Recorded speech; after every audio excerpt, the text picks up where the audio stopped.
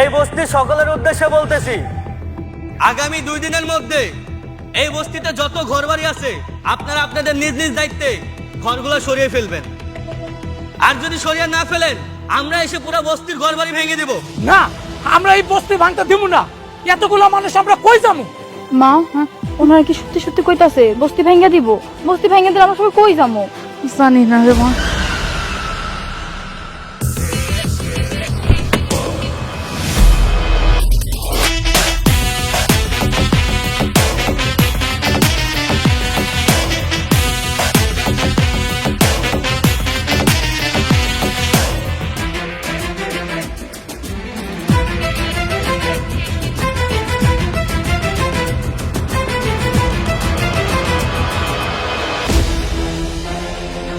কি ব্যাপার, আপনারা বাধা দিচ্ছেন কেন?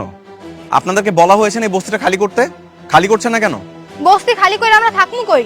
আমগো তো আর থাকার জায়গা নাই। শুনুন, এই জায়গাটা সরকারের কাছ থেকে আমরা ইজারা নিয়েছি।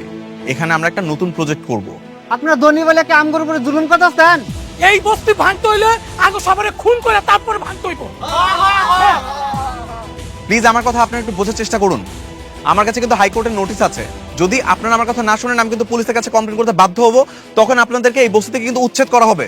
আপনারা তো কোটিপতি, আপনাদের তো অনেক টাকা আছে। আপনারা চাইলেই তো এর থেকে ভালো জায়গা কিনতে পারেন। এই জায়গা সাইডা দেন। এটা সম্ভব হচ্ছে না, কারণ আমরা অলরেডি এই জমির জন্য সব রকম টাকা সরকারের কাছে জমা দিয়ে রেখেছি। এখন আমরা চাইলেও এই জায়গাটা ছাড়তে পারবো না।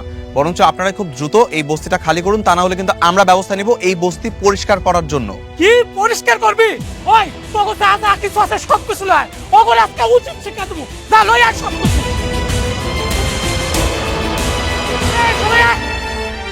বস্তি ভাঙা চলবে না, বস্তি ভাঙা চলবে না।